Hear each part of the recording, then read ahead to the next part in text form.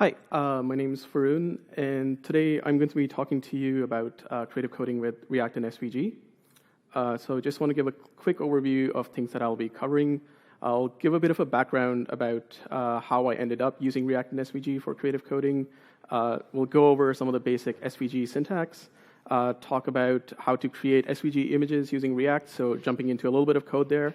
Hello, and then adding animations to these images. Brother Jared. And finally, I'm going to go through some demos and talk about the benefits of using this approach.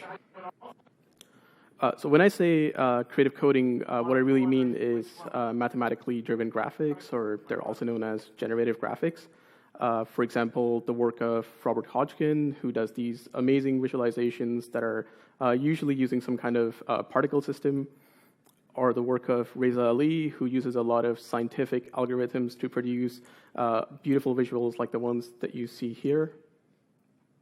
Or the work of Marius Watts, who was actually at FITC last year, and he likes to use a lot of parametric systems to build out images and even 3D print out stuff now.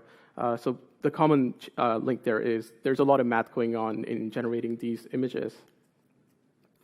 And my personal motto when it comes to creative coding is to create something that's expressive instead of something that's actually functional. And for me, this started back in 2009 when I was first introduced to a tool called Processing. Now, at this point, I really did not care much about programming, but one day in class, my teacher showed me Processing, and the first line of code I ever wrote, something happened on the screen. There were suddenly visuals that were generated thanks to code, and not just numbers in, numbers out that usually most people experience when they start programming. And yeah, that was just immense, and I totally fell in love and started using Processing a whole bunch, and that's how I learned programming. And then over the years, I kind of transitioned from doing graphics in Processing to the web, and currently I work as a web developer. And during this transition, I kind of lost track of doing any kind of creative visuals. So there was a bit of a brief hiatus, but after that, I kind of wanted to get back into it.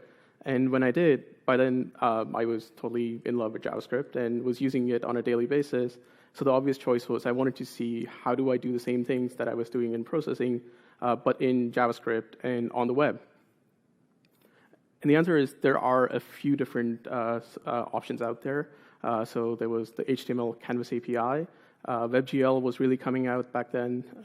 There were several game and physics engines available for JavaScript already. And of course, there was SVG that was in still kind of early days in when it came to web adoption. In my case, I settled on the HTML5 Canvas API because it just seemed the most obvious when it came to, it had like the most similar feeling to Processing. And one of the first things that I ever did with the Canvas API was this project called Ellsworth Kelly Animated, where I took paintings from one of my favorite artists, Ellsworth Kelly, and recreated them using the Canvas API and then added some animations and interactions to them. And then after that, I kind of caught the bug and did a lot more creative coding, and the timing was perfect because a library called P5.js was announced. And this was really exciting because P5.js is the JavaScript version of Processing. So now I could use that same API that I first fell in love with, but using JavaScript. So I used that a bunch and made a few things like the vector field that you see here. And then more recently, I jumped in to do a slightly longer project called A Triangle Every Day, where, as the name suggests, I built a new triangle every day for a month. And this was a great learning curve where I got to use things that I was familiar with, so stuff like HTML5, CSS, P5.js. But I discovered a lot of new techniques and a lot of new technologies. So Paper.js was one where it uses scene graph, and that was something I'd never done before, so that was kind of amazing. And this was also the place where I used SVG for the first time. And that was kind of cool because I like to do a lot of flat, two-dimensional geometric images, so SVG is kind of a perfect fit for that. So what is SVG? SVG stands for Scalable Vector Graphics. If you've ever worked with tools like Illustrator or Sketch, you're building vector graphics, and you can, both those tools export out those images as SVG so that you can load them up in a web page and display them through an image tag, or you can actually even place them within HTML itself.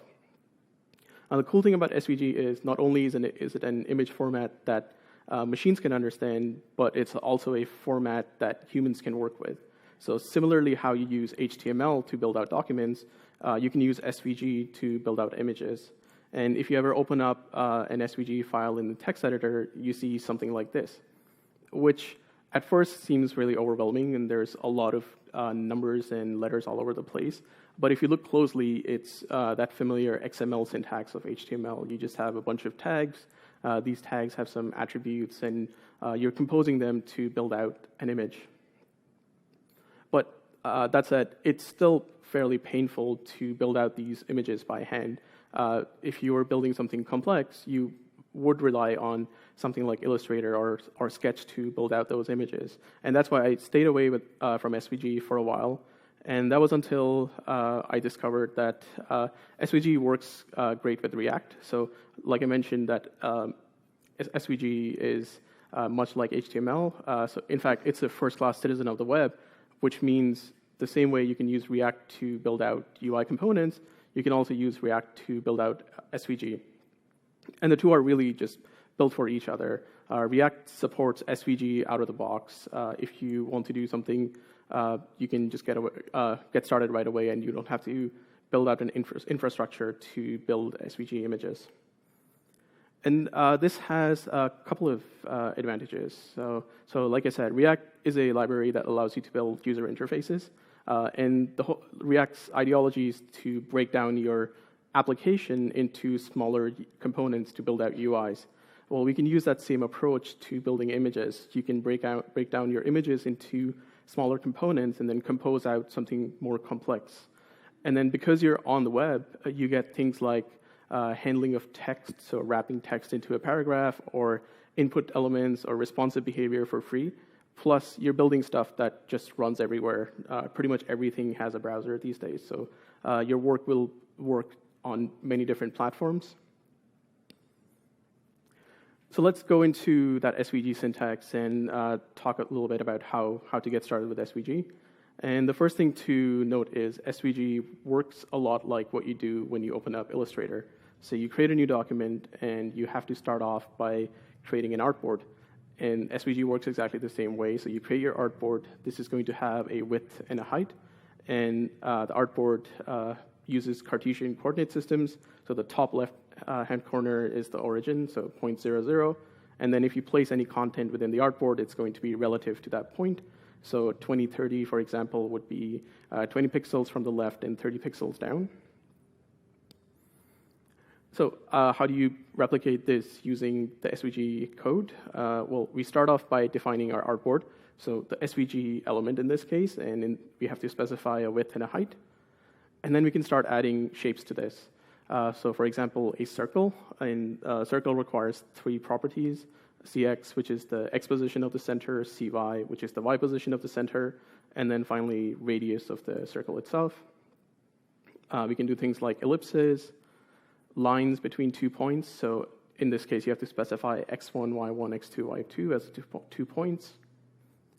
We can also group stuff. So much like Illustrator, you can group multiple shapes together using the G element. And then you can apply transforms, so you can move the shapes together or rotate them or even apply filters to them. And then if you wanted to start building more complex geometry, there is things like the polygon element, where you can pass in a set of points to generate a polygon.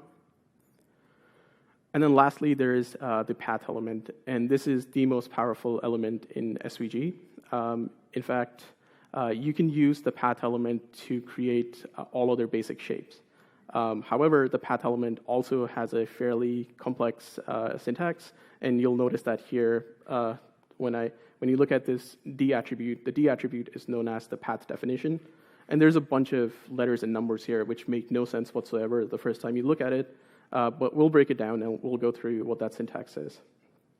The cool thing about path element is you can use it to generate lines, arcs, curves, quadratic curves, Bezier curves, or any mixture of all of them. So let's start by using that path element to draw a simple shape like a triangle. So we have our SVG element, the artboard is set up. And the path element works a lot like drawing with a pen on a piece of paper. And through the path definition, you're guiding that pen. You're telling it how to move on the artboard. So the first thing that we need to do is the pen starts at the origin point, so it's at that red dot. And then the first command we issue is the move command. And this is where you're telling the path element to move the pen from the origin to the point 060. So M060 would specify that. The next command would be L30, which is the line command, which tells the SVG to draw a line from wherever you were to the point 30. Then we can issue another line command, and in this case, it's going to draw a line from 30 to 60. And then finally, we need to draw one last line from 60 back to 060. So we could issue yet another line command, or we could use a shortened syntax of close path. So Z implies that just close the path. So wherever you were, draw a line from there back to the point where you started drawing from. And the end result is we get a triangle. And I have to confess, I have a bit of an obsession with triangles, so we're going to take a journey with this triangle and add some complexity to it and interactivity to it throughout this talk.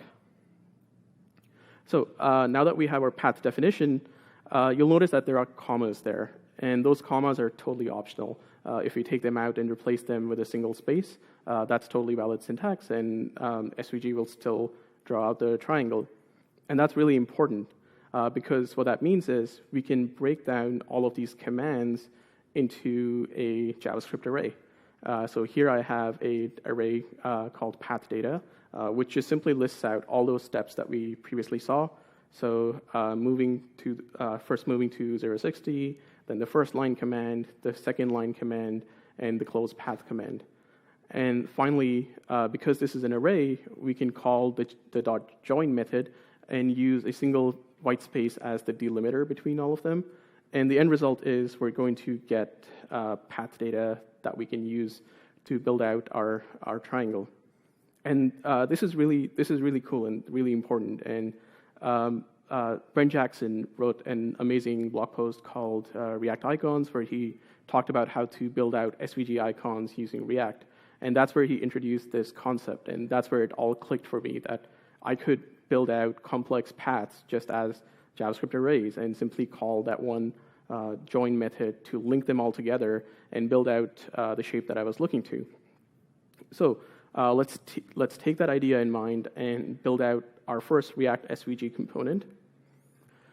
So we're going to build out a triangle component. So the first thing that you need to do is import React into your project. And once we do that, we're going to define our triangle component. And this component, you'll notice, is a simple React component. It's a stateless component if you're familiar with React. And in this case, we have two properties, vertices and color. And these two properties are going to be driving the component to figure out what is going to be rendered out onto the screen. The vertices are simply the three vertices of the triangle, so it looks something like this, where we have an array of arrays, where inside the outer array, we have three XY pairs, so the same 3 points, 0, 60, 30, 0, 60, 60. And once we pass this into our triangle component, we can once again generate that path definition. But instead of hard-coding the values here, now I'm actually just getting the values from the vertices array that we pass in. And this allows us to make this configurable. So whatever set of vertices you pass in, a different triangle is going to be generated for that. And then in the render block of this component, we simply output a path, where the path definition is the path data that we just generated, and the fill color is the color that is passed into this component. So SVG allows you to specify fill color and stroke color. So fill is going to be whatever is filled inside the shape, and stroke is an outline for the shape that you're building out. And then all that leaves us to do is to kickstart this image and run it in the browser. So we use React DOM.render method, and we compose out our SVG here. So we start with the SVG tags, give it a width and a height, but you'll notice that inside it, I'm using a triangle component. This is not a valid SVG element, but because we built it out with React, we can specify custom components in here. And the end result is when you run this in the browser, you see a red triangle. And this might not look like much, but it brings up something that's really powerful. We can start using those simple components to compose complex scenes. And these scenes are much like what you do when you're doing animation or making film. You're creating a frame where there's a bunch of elements that make up that frame. So we're doing the same thing here, but with SVG. So that component that we just created is, in fact, a reusable component. So you can use it multiple times inside a scene, each time specifying a different color or a different set of vertices, and building out a complex scene. Now, you're not limited to using one type of component that you built out. You can mix and match and use multiple components that you build, mix them with built-in SVG elements, and then use them all together to compose a complex scene. So in this case, I have 4 triangles inside an SVG element. So when I render this out, I see something like this, where we have 4 triangles. Each one has a different size and different color. And the end result is something that I like to call the triangle laser pulse. And the cool thing about these components is that they're state-driven. What does that mean? State is essentially a set of variables that define what is happening inside your application at any given point. So we have the triangle component that we built out, and on the right-hand side, you see the output, and it's a green triangle. And this component requires 2 properties to be passed into it, vertices and color. And by default, these properties have no value. So if you try to load up a triangle component, you're not going to get any output because you haven't really told the component what kind of vertices to use and what kind of color to use. So those properties need to be passed in from the state of your application or the state of your image in this case. And the state is simply a JavaScript object in this case that has the array of vertices defined on it and the color defined as a string, and both of those are passed into the properties. And this state is held outside of the component that we just created. Where is that held? We'll get to that shortly, but for now, all you have to keep in mind is this state is outside of the component. And that allows us to do cool things. This is something that I built a while ago. It demonstrates a mathematical theorem called the Pizza Theorem. And yes, that's actually a thing that someone published in a serious scientific journal at some point. And this is a simple component that has 2 properties. The first one is the center of origin. So if I click somewhere inside this circle, the slices originate from whatever point I click on. And the second one is the number of slices. So just by moving this slider, I can change the number of slices that are being generated for this circle. And both of these are properties of this pizza component. And the nice thing is, anytime the user clicks here inside the circle, you're updating the state. So React, in response to that update of state, is simply going to re-render the component for you. And the same thing happens when you move the slider at the bottom. You're updating the state. So in response to updating of that state, React is going to re-render the component for you. So at this point, we have our SVG component, and it's being built out using React, and we define what the geometry is going to be and how it should be rendered out onto the screen. So the obvious next thing to do at this point is to add some animations to it. And like I mentioned, SVG is a first-class citizen of the web, so we can rely on things like CSS to define our animations. So I'm going to start by defining a simple keyframe animation. And in this case, it's called I'm going to name it bounce. And it's a simple animation where you're transforming the scale from 0 to 1.1 and then back to 1, which simulates this bounce that you see on the right-hand side. And you can write this out in a CSS file and save it in your project directory and then simply load it up in your index.html file. And that allows you to use this animation inside your triangle component. So everything is the same as before. The only change you'll notice is this style object down here. And in React, you have the ability to definitely use CSS, but you can also define that CSS as a JavaScript object and apply it to any DOM node through this style attribute down here. So in this case, I'm defining the animation that needs to be applied to the triangle. So we start off by saying I need to use the bounce animation. It lasts 1.2 seconds. Give it some easing and run this infinitely. And then you'll also notice that I'm setting a animation delay here. And this delay isn't hard-coded into the styles. In fact, we added a new property up top that allows us to define what that delay can be. Sorry. And you might ask, why do you want to do this? Well, this allows us to create staggered effects. So if we had our SVG image where we were using the same triangle component 3 times, the laser pulse that we looked at earlier, but now we're specifying a delay for each one, and it's a slightly different delay that's increasing as we go back to front, and that gives us this nice staggered animation that you see on the right-hand side. And you're not limited to configuring that delay only. You can actually pass in different kinds of animations. So in our case, we have the bounce animation hard-coded, but nothing stops you from passing that animation into the component and applying different animations to the same component. So let's take a moment to talk about the benefits of this approach. The first obvious one is you don't have to fight the DOM. Because everything is state-driven, as soon as you change the state of your application, the components are going to update in response to that. And as opposed to if you were dealing with the DOM manually, you have to go and first of all create the DOM nodes, load them up, make them live, and then every time something changes, you have to figure out which DOM node changed, query for that DOM node, and then update that. With React, you don't have to worry about any of those things. So I have an example of that here. So in this case, I have something called a truncation component, and it visualizes the truncation of a polygon.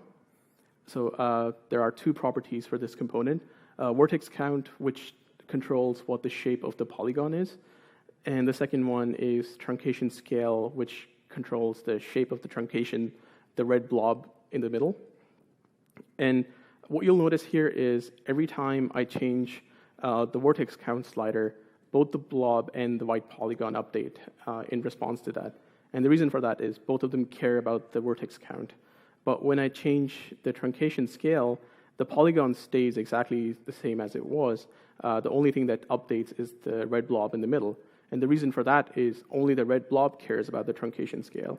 So in this case, React is smart enough to know what part of your state applies to which components, and only go and update the components that actually care about that part of the state.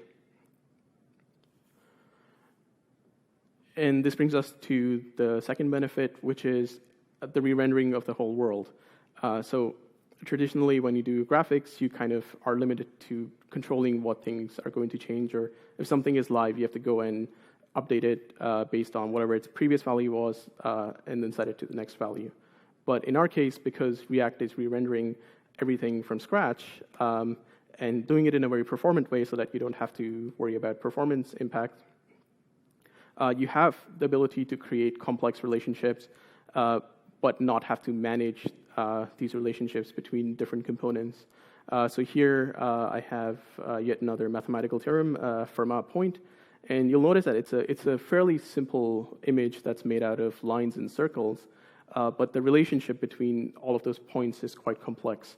So every time the user clicks on the point A and drags it around, all the points that are connected to it, so the point P and Q, have to be updated in a complex relationship. And then there are a bunch of lines that pass through all of these points and a bunch of circles that pass through all of these points. So if you were to manage this manually, it can be quite cumbersome.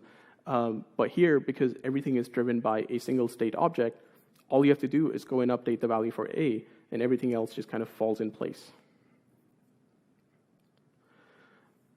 And that brings us to the final benefit, which is object model versus renderings. So in case of React, we're actually using something called the object model instead of renderings. The object model is also known as a scene graph. If you worked with HTML, the DOM is a perfect example of an object model. So I'll just start by talking about what a rendering is. If you've done any graphic work with WebGL, processing, whatever, Generally, you're building graphics. You're creating renderings. And what that means is you have a draw loop, and that draw loop is executed several times a second. So, for example, if you're running at 60 frames per second, that draw loop is going to be called 60 times a second. And in that draw loop, you tell the browser or the computer what should be drawn on the screen. So here I have a simple example of a circle moving across the screen. And we're going to change the X position of that circle. So at each draw loop, you start by wiping the screen clean by setting the background to white. So it just simply clears whatever was there before, gets the new value for the X position, and then renders out the circle at its new location. And this just happens over and over again. The downside of this approach is that the geometry that you created and the animation that you created are all sitting in the same place. If you want to mix and match the geometry and the animation, you have to go and rewrite everything because everything is tightly coupled. Now, there's also a lot of benefits to this approach, but like I said, I tend to do simple, flat 2D graphics. So with SVG, using that object model works much better and makes it a lot easier to build out the kind of images that I like to make. So in case of an object model, what you're doing is you're creating a nested tree of layers and components, so much like the DOM tree that you have for HTML pages. You modify the properties and the styles for each of these components, and whenever you do that, React handles the drawing. It handles how to update that component in response to update of state. And then the cool thing about doing this approach is that once that object has been rendered, you can attach interaction handlers or animations to them. So you can go and attach click handlers or gesture handlers or define different animations that can be executed on that component. And the nice thing is you work with animations rather than drawing graphics. So, and you can define these animations in, for example, CSS, using the GreenSock library, using pure JavaScript, or libraries like React Motion or Rebound.js, or whatever you prefer. And the end result is you end up with these two components. On the one hand, you have discrete self-contained objects that hold the geometry and the logic behind that geometry. And on the other hand, you have your animation, which defines how to animate any geometry that it's applied to. And you can have a library of both of these aspects, the geometries and the animations, and then you can mix and match them in whatever way you want to create complex animated scenes. So I'll show a quick example of that. So here I have a website where I demonstrate Hooke's law, which defines how much force is applied to a spring when you pull it. And in this case, when the user drags the spring and lets it go, there's a little bounce animation. So this bounce animation isn't hard-coded into the component. It's generated by the formula that you see down here and driven by the stiffness of the spring. So if I make the spring really stiff, you'll notice that the spring doesn't bounce that much. And if I make it not that stiff at all, it's going to bounce quite a lot. And what's happening here is every single time I drag this slider, a new animation is generated. That new animation is passed into the component because that's part of the state. And then when the user interacts with this component, that latest animation is going to be applied. And then the final aspect is adding some interactivity to the components that you build out. So in this case, what we're going to do is go back to that original triangle that we created, which has the bounce animation inside it, and add a click handler so that every single time you click on that triangle, it's going to change color. So how do you do that? Well, we're going to go back to our triangle component, and the first thing that we need to do is introduce yet another property for this triangle, and it's going to be called handle click. And this is going to be a function that's going to be called every single time the user clicks the triangle. Everything else is exactly the same as before, so we're still generating the path definition, we're still generating the styles which define our animation. And then you'll notice in the render block where we have our path component, that's where we attach the click handler. And it's as simple as setting on click, and that just tells React that whatever is passed inside those curly braces execute that function every single time the user clicks this particular DOM node. And again, because we're on the web, you don't have to worry about the shape of the geometry. If you're making some kind of amorphous blob or whatever, a triangle, a polygon, because the browser takes care of that shape management for you, if you click anywhere inside that polygon or inside that shape, only then the click will fire. It's not going to be a circle or a rectangle that's the bounding rectangle for the shape. It's going to be tied to whatever geometry that you create. So that kind of stuff just comes built in because it's the browser and it does all of that stuff for you. Now, you'll also notice that this handle click function isn't defined inside our triangle. So the fact that we're changing color is not defined inside this triangle component. And where it is defined is inside something called a container component. So we talked about that state is sitting outside of our component. And generally, that state is going to sit inside a container inside your React application. And that's where that container is going to have state, which is going to be passed into the triangle component that we built out. So in order to create a container component, we're going to build a stateful component in React. And that means we have to use the class syntax and not the function syntax that we looked at earlier. And then in the constructor for this component, we can specify the initial value for the state. So we specify the vertices that we want to use for the triangle and a color that we want to use for the triangle. And you'll notice that I'm not hard coding the value of color here. I'm using a function that generates random colors. And it's a straightforward function that has a list of colors, and it simply picks a value randomly from that list and returns it to us. And then inside the render block for this component, that's where we're going to compose our SVG image. So we have our SVG element with the width and a height set on it. And we have our triangle component, similar to before. The big change now is the vertices and the color are now coming from the state of the container that we've created. And the handle click function that we want to define is also defined on the container itself. So this is going to be the function that changes the color of our triangle. And what happens in this function? We're simply calling the setState method. And this is something that's baked into React. So if you want to change the state of a container component, of a stateful component, you can simply call setState and pass in an object which specifies what parts of the state you want to change. So if I want to change the color, I can simply pass in the color property, and in this case, once again, using that getRandomColor function to get a new value for that color. And then the last step, as always, is to bootstrap the application. So we call React DOM.render. And in this case, all we have to do is specify our app component, the container component that we just created. And the end result is we see that triangle. It's bouncing, it has that animation, but now when I click it, we get a random color each time.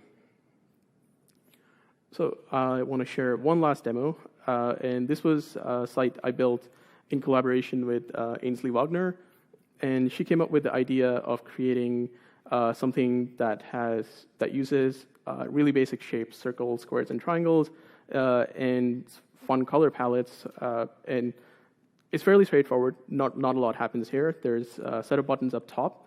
If I click on any of these buttons, it changes the color palette. And then there are a few buttons at the bottom, and if I click on any of these buttons, it toggles the corresponding shape. And you'll notice here that all of this is state-driven. So that square component that you see, it doesn't have that animation baked in. So when I set it to off, there's a different animation. When I turn it on, there's a completely different animation. And all of these animations are defined in CSS, and we're simply choosing which one to apply based on state. And in fact, this demo is built using popular libraries like Redux in the React world, which is handling all of the state. So at any given point, I can just go and dump the state of this object and figure out what's happening, and then reload it from that point. So the last thing I just want to share is if you are interested in working with React and SVG, I have created a little starter kit. You can find it at github.com/vinkerversusbex/React SVG starter. I'll tweet out a link later after my talk. And if you go to the page, you'll see it's set up with everything that you need to get started. So there's pre-compiling for ES6 down to ES5 if you like to work with ES6. It's set up to use React and Redux and hot module reloading, all kinds of things that you could ever need. And to get started, all you have to do is run npm install to install all of the dependencies, and npm run dev to start the dev server. And if you do that, you'll get something like this, where it's set up to have an SVG-based container, and then you can go in, jump into the code, and start building out your own images. And all the demos that I shared here today, all of them are open source. You can find them at github.com/Winker versus Specs. And yeah, that's everything I had. Thank you.